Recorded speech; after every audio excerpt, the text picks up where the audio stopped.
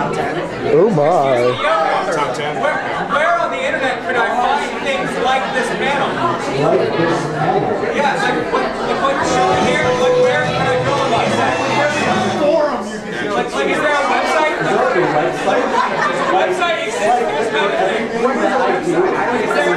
Yeah, like if for instance I really like this panel, is there a place on the internet I could go see more from you? Well, I'm going to go link for it in the videos anyway.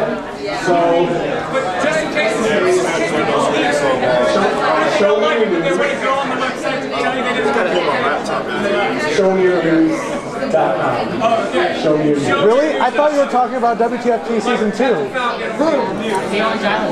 don't know what you're talking about. No, no, of course not. Of course you don't. I'm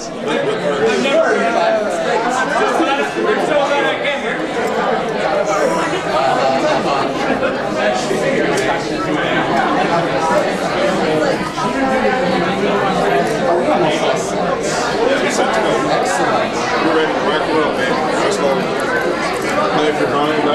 And now I'm actually a little disappointed because we don't get a room this big.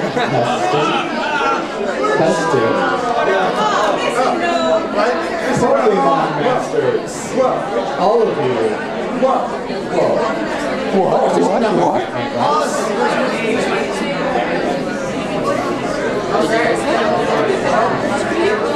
So I'll say before, last year, Pokemon Masters, please lend us your ears. Thank you. Oh, that's so professional. Team Rocket has spoken. So welcome to the WTF Pokémon panel. This is either going to be an incredibly humbling experience or a terribly crushing ego boost that will reverberate throughout the panel, but how many of you have actually heard of WTF Pokémon? Woo! Yeah! Bonus, thank you. but playing by the percentages, I'm mixed right here. Yeah. So this is also interesting because we're going to be passing back and forth the microphone. My name is Peter Spasia. I go by the name of Yoko on the internet. I also do a video game podcast called Show Me Your News. Woo! I got people out of stage. They're awesome. So yeah, showmeyournews.com and all that stuff. And in 2008, in April, we decided to start this series called WTF Pokémon because I'm going to have my brother introduce himself. We're not twins. Not twins, just brothers. My name is Mark Spasia. I go by the name of SwordHunter on the internet. So what? It's a little loud. Oh, hello people. We're so flattered that you were here, but we're trying to start. Trying to talk. So yeah, we decided to start the series called WTF Pokémon, and probably like many of you, we grew up with the series. It is very near and dear to our hearts, but as we look back, we see that things aren't exactly as we remember them. As we say, the nostalgia goggles are a little thick. So we decided to take a second look at the series which we hold oh so dear, and just see what exactly specifically 4Kids did with the English dub of this show. So it's been an interesting ride. We just finished season 1, 82 episodes. So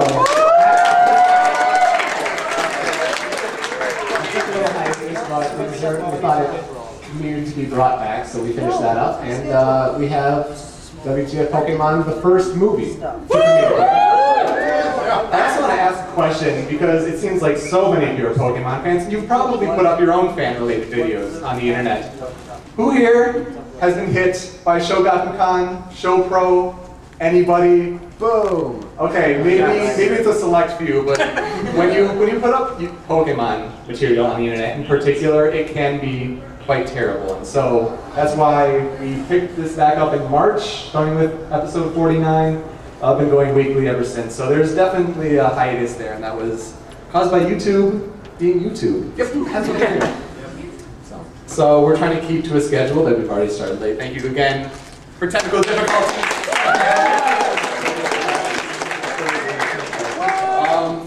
So what an episode consists of in WTFP in 1 quick minute.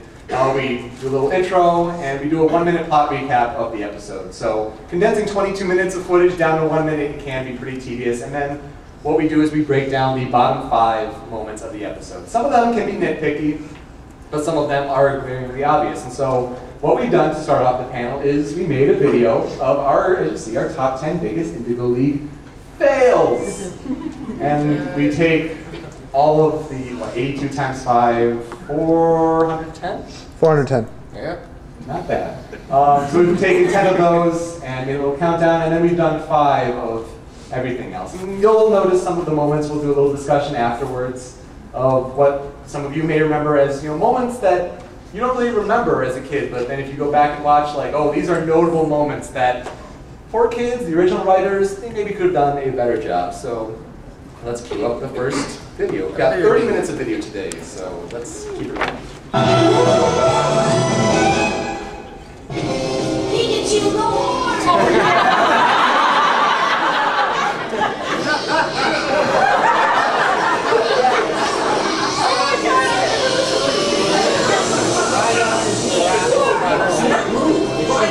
Acts just like a lightning rod.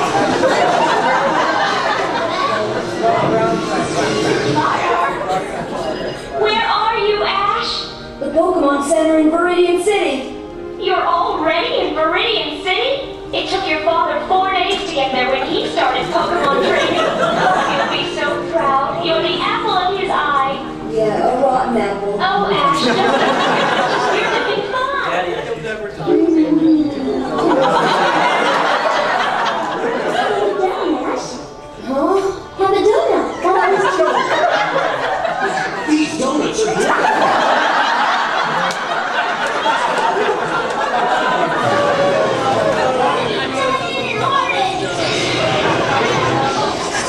All right, Krabby, now use your light red. Stop him from launching any attacks! Clear attack. 3. Now stop.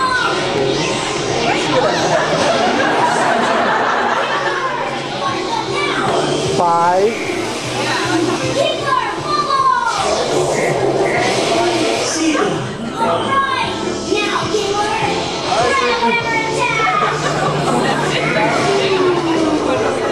Last one. Now. 8. One battle. One battle.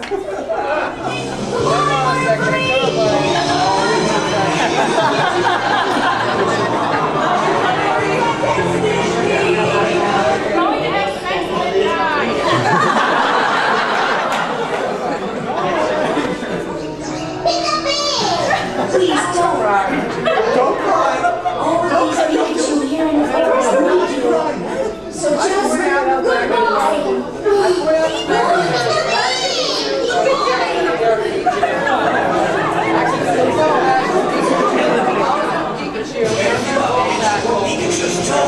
No, we can't give up now. Gotta think of something. You'll feel 100% soon, Pikachu. Pikachu isn't real in the barrel. Pikachu. Say mine. You want to become a Pokemon Master too? Wait a minute. Caterpie is the world's smallest Pokemon.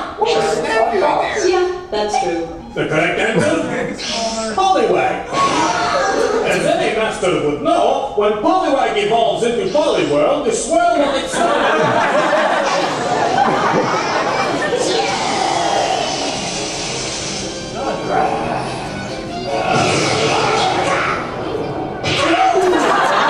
I don't get it. How come the Thunderbolt attack didn't work? You should have known that electricity doesn't work on rock Pokemon.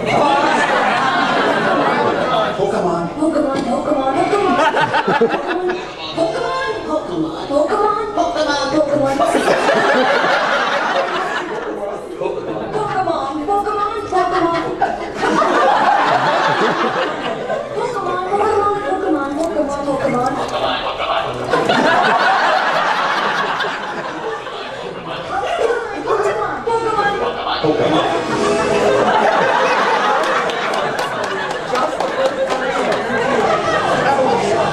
Okay, mine.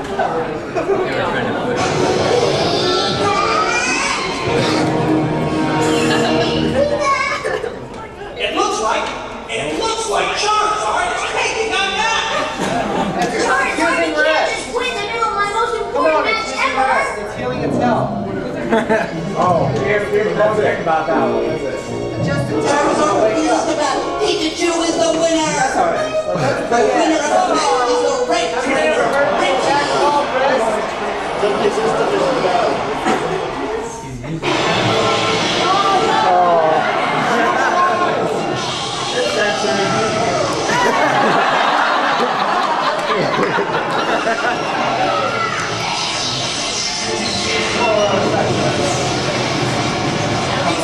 Three more times. Brock's mom. Wait, use agility! Finish it up with false fight!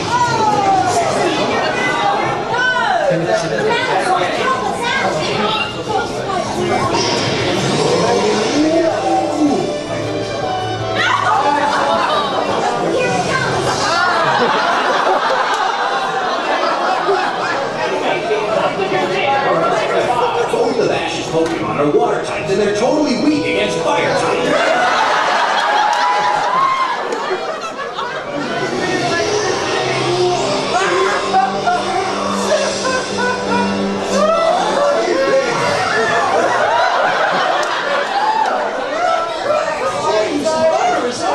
Good job!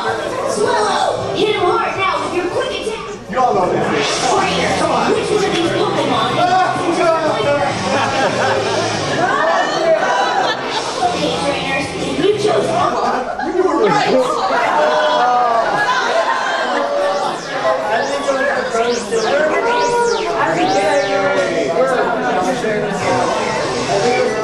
And this is just a handful of what you deal with in just one season and then some. I want to make special mention of the Charizard one because in that very, I mean that's how Ash loses his first tournament. We didn't expect him to win if there was going to be more to it, but at the same time, like that's how he loses. He had only 5 Pokemon at his disposal. When you actually count them out, Pikachu, Squirtle, Bulbasaur, Pidgeotto, and Charizard. Charizard. Wait, no. Kingler? Kingler or Mach? No, I'm sure he had Mach and Kingler, but Squirtle was already used and lost. Yes. Okay, Squirtle, get this right. Squirtle lost to Butterfree in that same match because Butterfree used sleep powder, and Squirtle was asleep. So he's unable to battle, and he loses. That's why. Speaking, the Charmander wasn't defeated either because it Right. So he couldn't use Bulbasaur because he was up against Zippo, the fire type, and Pidgeotto was tired, and Pikachu already lost to Zippo, like you said. But then you have Mach at your disposal. You have Tauros and all these and Kingler. Kingler using 8 attacks. But then he uses Charizard because that's my last hope, and that's how I lose. So I was wondering if any of you had any certain moments that you wanted. Yes. There's a moment, it's on YouTube somewhere, where Nurse Joy has a Growlithe and she calls it Arctic. Yes. That one's a good one. It's like I doesn't matter. They can hold on to this one. Sure. Blue hair. The one where Gary has 10 badges.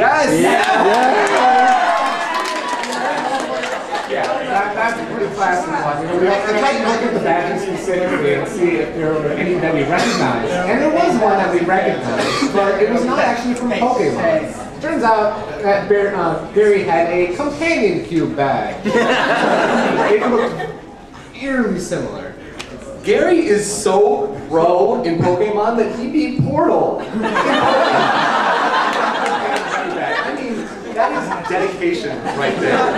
So we have third row right here. In the first episode, there was the panel with the legendary birds had an Arcanine on it. Yes. Yeah. Yes, it's because It's we always constantly make fun because in the Pokédex it does say legendary Pokemon, and there is nothing legendary about Arcanine. Fun There's fact. nothing legendary about any of the Pokemon, given the fact that Ash has met all of them. Yeah. Or he sees them and nobody else. The whole Private Pokemon Academy episode, especially where Pikachu decides to fight without using attacks. Yes. And then he never does that again. And it turns around the skull and scratches. And then Pikachu also has a different voice too. They lost the vocal tracks and they're doing the Japanese version, so they got Rachel Lillis, who does the voice of Misty, to do Pikachu and say, Pikachu.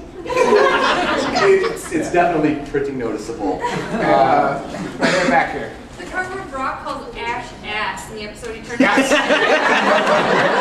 It makes me also think of the moment in Diamond and Pearl, which I was so tempted to put on there. It was the first episode of Diamond and Pearl, and Brock gets heartbroken. Okay, Ash, a man's gotta do what a man's gotta do, and these two men are gonna do it with or without a good woman at our side.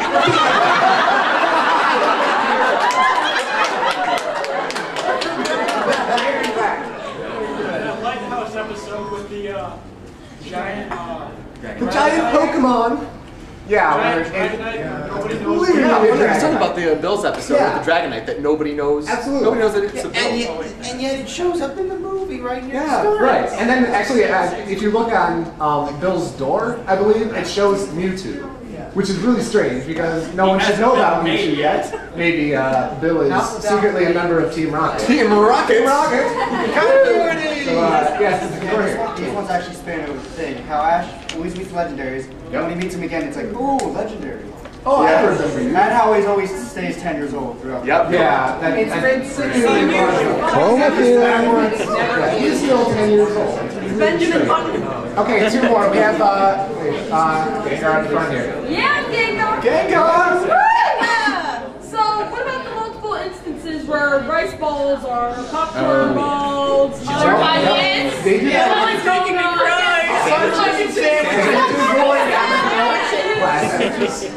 Yeah, they do that with a few different foods around. More some traditional ones as well, but not just rice balls. They got it right once actually. It was flabbergasted. Yeah, but like muskrat meatballs, weird stuff like that. They throw some odd stuff. Double bacon cheeseburgers. One more. Double bacon cheeseburger. Bacon, double cheese. One in the back. Wait. In Pokemon the movie, Team Rocket calls Scyther Alakazam. Yes, they do. And we're going to segue that perfectly. We have... And the movies at the beginning, Voltorb and Electrode have different voices. How do they? The first movie and the third beginning movie. Curious. This actually segues perfectly into our WTF Pokémon, the first movie, where we do a 100-second plot recap, bottom 10 moments, but we don't tackle the Pikachu mini movie, because that is a whole separate kind of stupid. I'm sorry. At some point, yeah. But let's get that going. Pretty much. Here we go. Was that video sound awful? Did everyone hear the video? A little louder. Is that right now? No, this is good. This is good. Okay. Yeah, it's cutting in and out sometimes, but it's Connection, technically.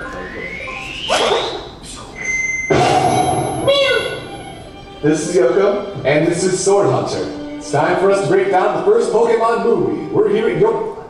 For those that don't know what we do, we essentially take a critical look at the Pokemon anime to see how the nostalgia for the series may blind us to the truth. Show a clip, rant about it, it's pretty standard fare. As the viewer, all you need to do is just keep an open mind about it. So now, it's time to cover the errors, logical mistakes, plot holes, and poor writing. It's at times like these we like to say. Can we do the length of it? There you go.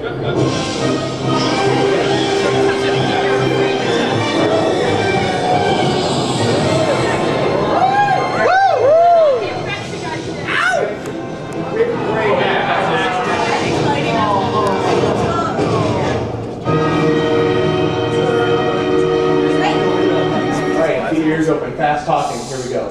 No, we're gonna miss it.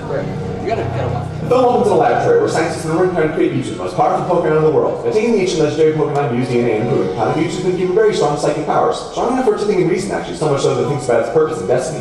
When Mewtwo doesn't like what he hears, it destroys the lab in a great explosion. Giovanni, Team-Rocket's leader, arrives on the scene as this is his plan all along. He claims to want to work together with Mewtwo to hone his powers so the psychic Pokemon accepts, but the bonus leader really wants to use Mewtwo like a tool, so who was the dynamite, and Mewtwo flees into his own hands.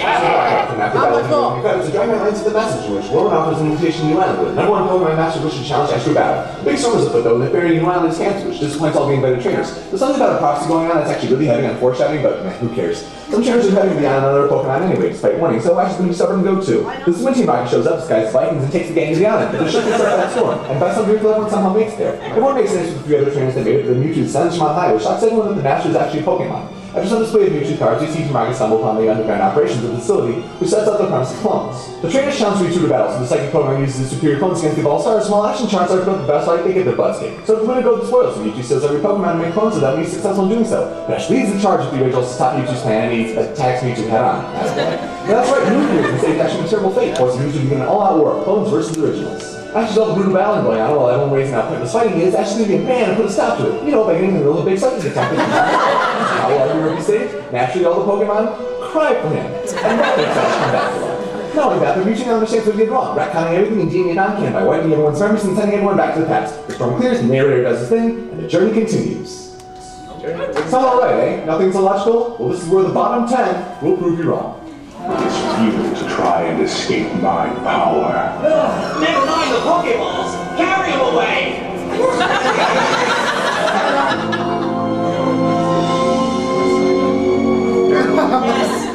So for all of Mewtwo's great power, his insane technology, he's stopped by red fabric? His mysterious black Pokeballs. Later in the movie, Ash tries to protect his own Pokemon by putting them in Pokeballs first, which doesn't work, but we'll get to that later. So, how is Togepi overlooked and not captured in this scene? And does Mewtwo not want it for some reason? Is it not programmed in because it's not one of the original 151? Or is Togepi too weak so Mewtwo doesn't want to make a clone of it? I don't know, I want to see Togepi fight a clone of a Togepi.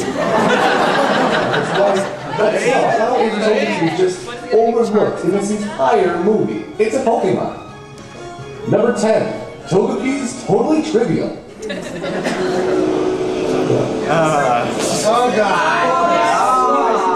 Maybe. Yeah, we Vikings are supposed to be great. We get you to your island faster than you can say a perfect I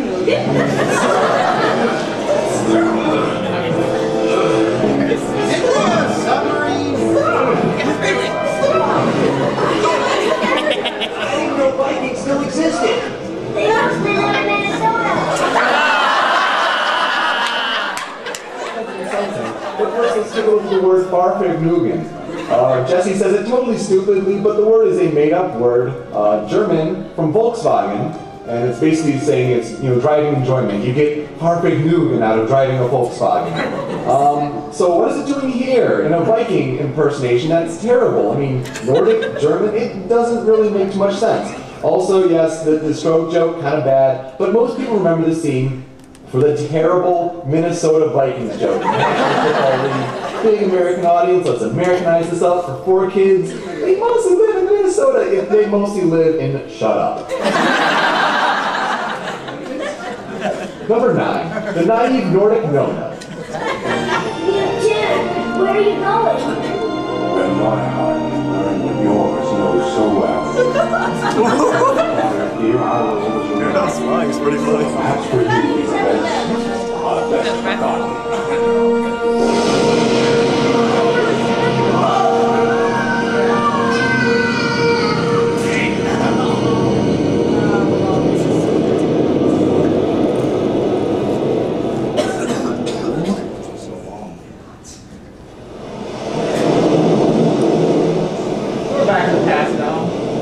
Gotta get back. This could be the worst storm ever. You must listen to me. Wait, don't make that assumption, Mewtwo. I spent the last hour and a half watching this crappy movie. I remember it, so it should be canon. No, you wipe the memories of Ash and Company and send them back into the past, which, of course, creates multiple problems. First of all, the whole point of the ending scene was everyone learning this life lesson of, oh, fighting is bad, this is so cruel, it should never happen again. But by wiping their memories, you take that away from them. Make the whole... It's even more pointless to send them back into the past. Since their memories are already wiped, just teleport them back to the starting port. They won't know where they are, and they'll just move on with their lives and figure it out eventually. But also, by moving them into the past, you're creating a different timeline, basically. So then people are going to start speculating on what's happening and basically rile up scientists the way the whole concept of Pokemon riles up PETA, I guess. Number 8, erratic event eradication. It's not eradication, it's a sequel. They care nothing from me. Is that my purpose? Am I just an experiment? Yes. A laboratory specimen? Exactly. This cannot be my destiny.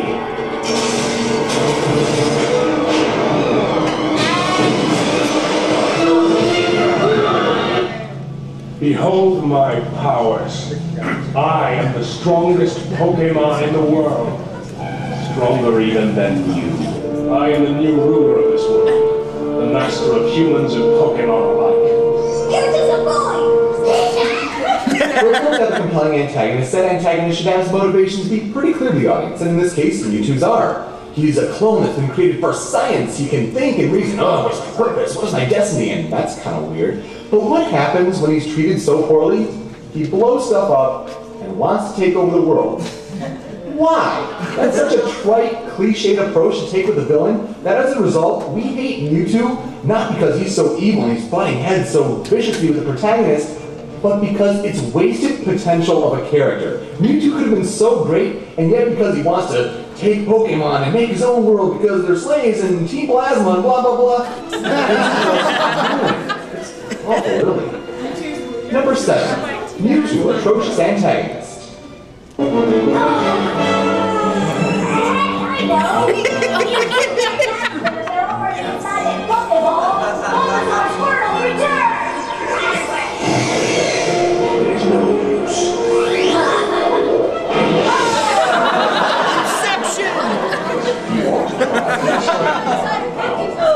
So this is what I was referring to in number 10. It's just stupid and sloppy that Mewtwo is still able to capture Ash's Pokemon while they're inside their Pokeballs. And you can tell that the writers were thinking, ah, crap, Ash could circumvent Mewtwo's plans by returning his Pokemon to their Pokeballs first. And that would be smart of him, and against his character. So let's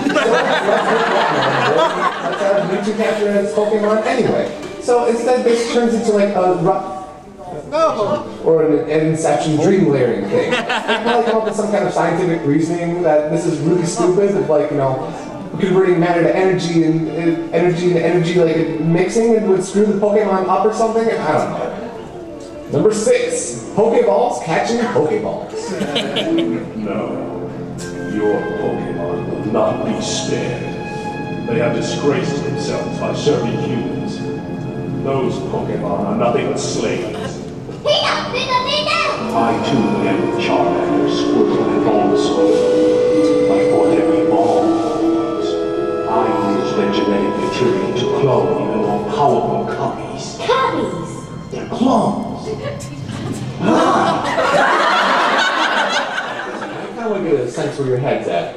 Okay, so if I have this straight, you think that normal Pokemon are disgraces because they are slaves under human control, and they will not be spared in your new world where you will, and correct me if I'm wrong, you'll be controlling clones, and you're going to be the ruler of the world with these cloned Pokemon? Isn't that a bit ironic? I don't know. What is your plan here? What is your destiny?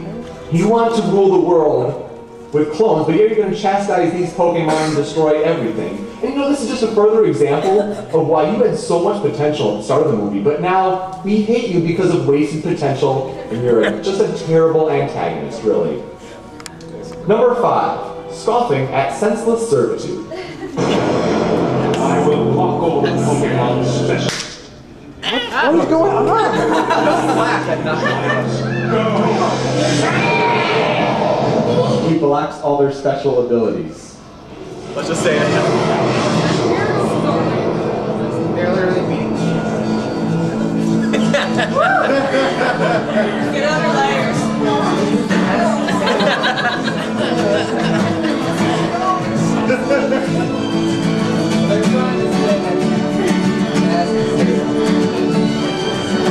Brother, my brother, tell me what we're fighting for. We've got to end this war with loved ones. Why are you doing this? You're making this into an What is going on? Song, Brother, My Blessed Union of Souls. And other than this, the English version has a pretty good score, and it's renowned for having it. But by doing this, you're turning this emotional and engaging scene into something that's basically just laughable. But let's actually look at what Mewtwo is doing here. He's restricting the special abilities of all the Pokemon somehow. I mean, in previous battles with the clones, we saw that they are clearly better. So why does he need to prove it now in fisticuffs? I mean, this is lazy on the animators' parts. They don't want to animate all the special attacks and all the stuff that we can point out mistakes in. But it's also lazy on the writers' part that they're trying to, ingrain this moral into the kids' heads instead of just having a normal story. Number 4, my brother, oh bother. What took you guys so long? Mom isn't here. I decided to fly it. It was easy. Hurricane winds or breeze for Pidgeotto here. There goes Alakazam.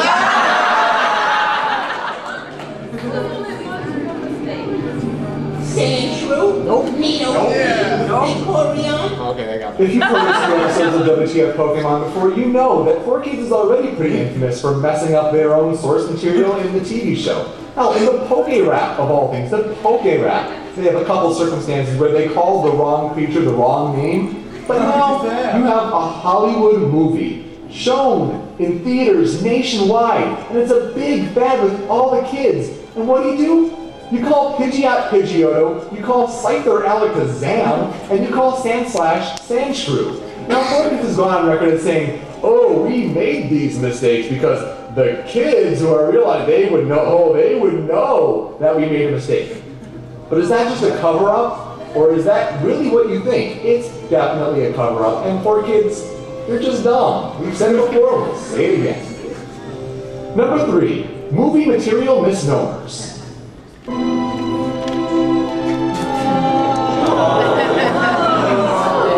meant to fight. What? Not like this. It's useless. What can come out of it? Nothing. But pain. I can't you two understand it's not right to force Pokemon to battle this way.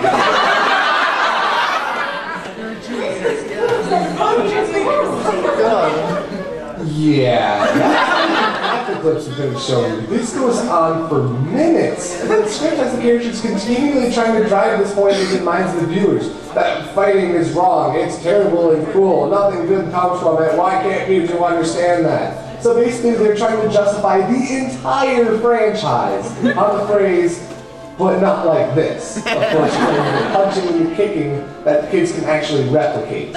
But setting people on fire, shocking them with tens of thousands of volts, and shooting them with hyper beams is totally okay because we're making millions off of it. And 4Kids smiles. So the writers, while trying to be moral and upstanding, they're almost contradicting the entire purpose of the franchise. Number 2, fighting fundamentally flawed. You know where this is going. Everybody cried.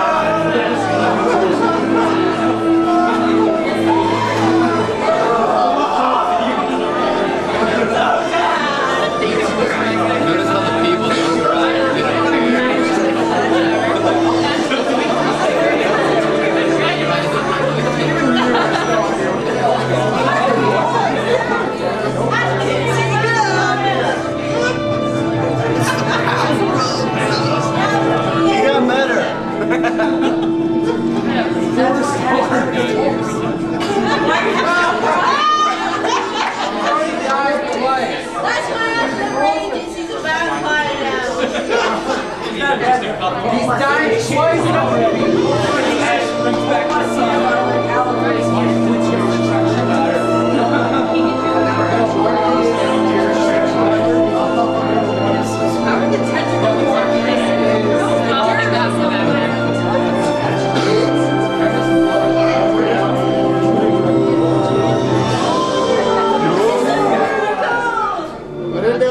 And there it is, totally uncut. How is that nostalgia hitting you right about now? We still can't believe it now. This is the #1 from Pokemon, the first movie. And why? It's Pokemon crying, bringing Ash back to life, and Pikachu's tears are so instrumental in the process. I mean, isn't it kind of silly that some of the Pokemon, they're, the tough ones like Gyarados, Blastoise, they don't even look sad, they just have like little bird faces on them.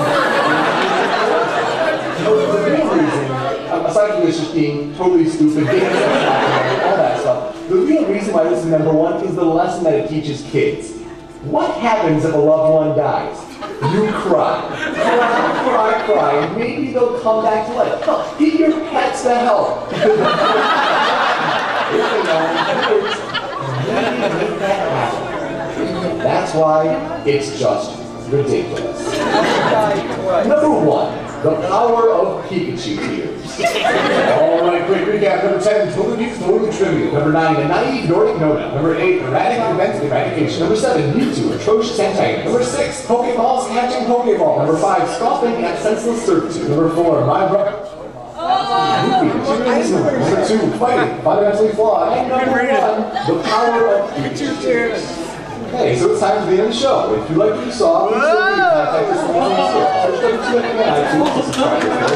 We're on Facebook.com/WTFP, oh, there's more. I'm just pouring out my sites. This guy, graphic designer, this guy is the best guy. Graphic designer. These sites here. Trust us, you won't regret it. And that'll just about do things for WTF Pokemon's take on Pokemon the first movie. We hope you open your eyes to a logical this film from our Pokemon's past. This is Youmacon, and this is SwordHunter. Feel free to leave a comment and let us know if you want us to tackle Pokemon the movie 2000.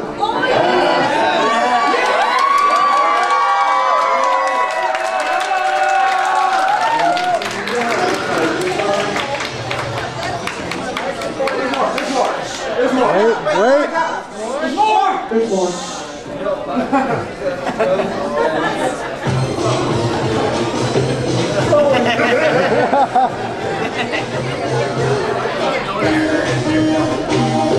This thing is so trolling. What? Come on.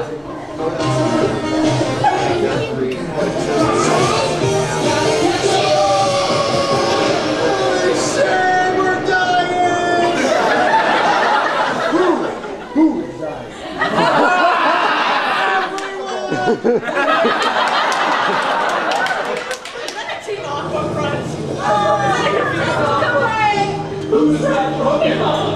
It's Pikachu!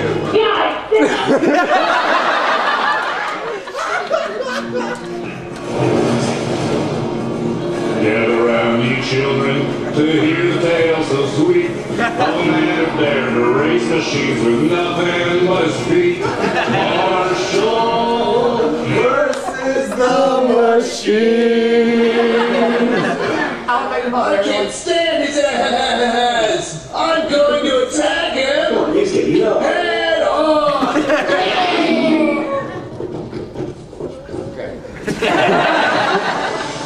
Yay!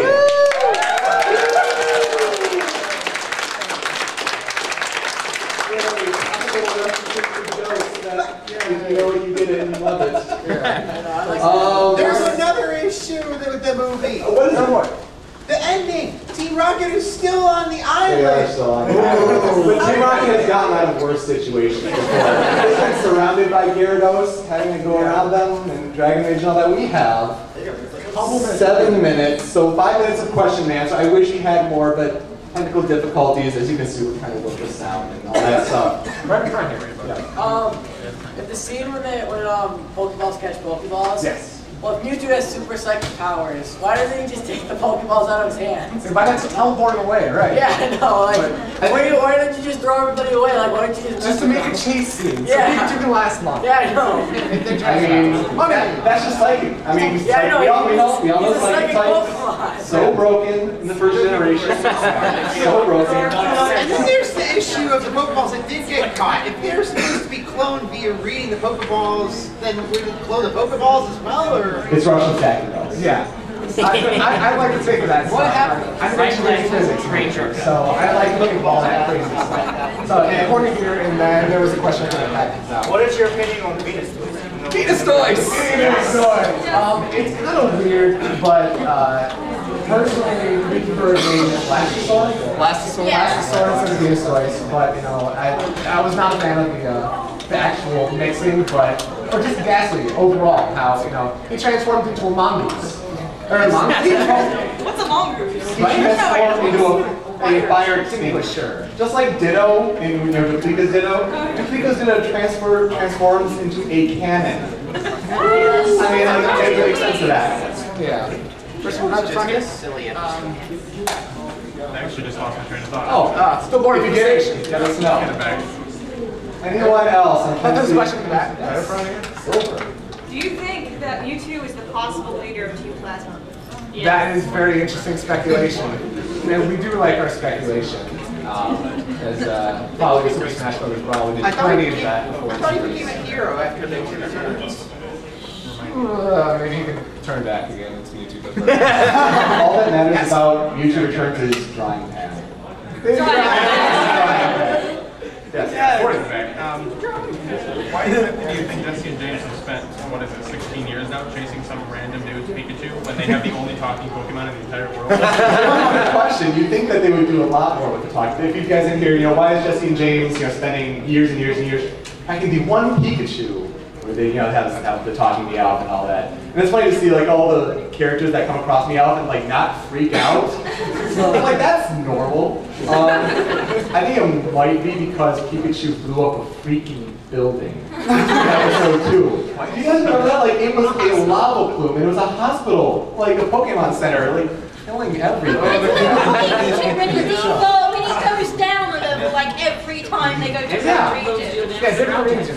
He loses to a level 5 sniping. What? We got 2 more minutes before we have a special thank you video. Aww. Go on. Joe. Alright, now we know a lot of these episodes have like insulted intelligence a lot. Any episodes in particular that insulted your intelligence? Movie. The most. Insulted our intelligence just by like watching it? Just the most. The movie episode where they film the movie. The movie is pretty bad. No, where they film the movie. Oh, you're right. Okay, so the one that is Ivan Spielbank in the Lights, Camera, Quaction episode was very, very insulting.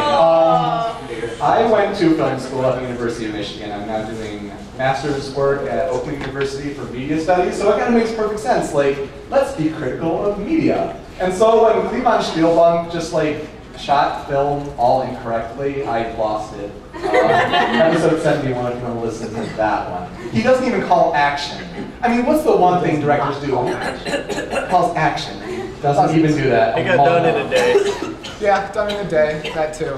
One last question's got to be very quick. Anyone's back? Anyone, or we can just move on. There we go. Psyduck. Or Pikachu. Sorry, it's Gangster Pikachu hat. Yeah. Word. Out of all the seasons, Ash only has like 2 or 3 birthdays. Ooh, is it true? Wow. But I'm surprised he has a birthday at all because he's still 10. And yet Team Rocket's been chasing Pikachu since before Dawn was born. There's in the Battle of the Bag episode, the Battle of the Bag episode, we go to Viridian City. They actually say like, oh, it's been a whole year since we've been back to Viridian City. So thus, They do that in the beginning, the movie before Pokemon the 3rd movie. They have it's like, Pikachu, it's been a year since we met. That's 2 years. A little Pikachu. Oh boy. I can't wait until we get to that. Oh god. But we're going to leave you on this video. We want to thank you so much for coming out. Like, so much. Thank you.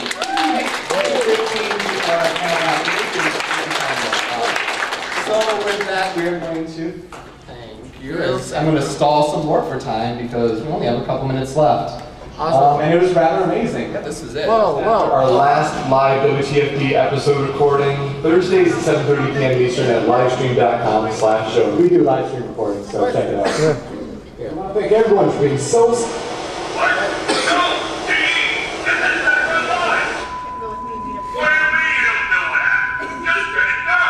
Meet Brock, Michigan.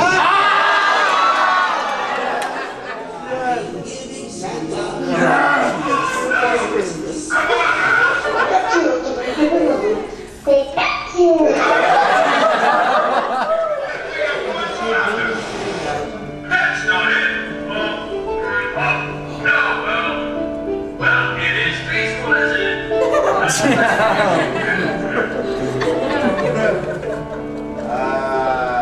Derp.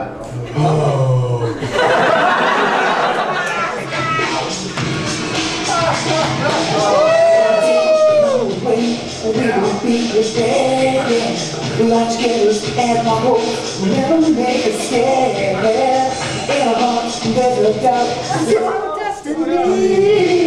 Tell me what you think about. We all live.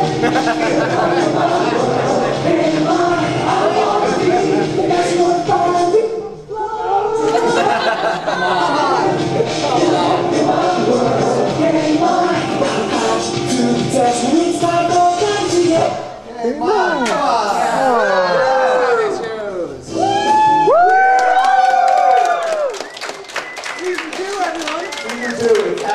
Never any doubt.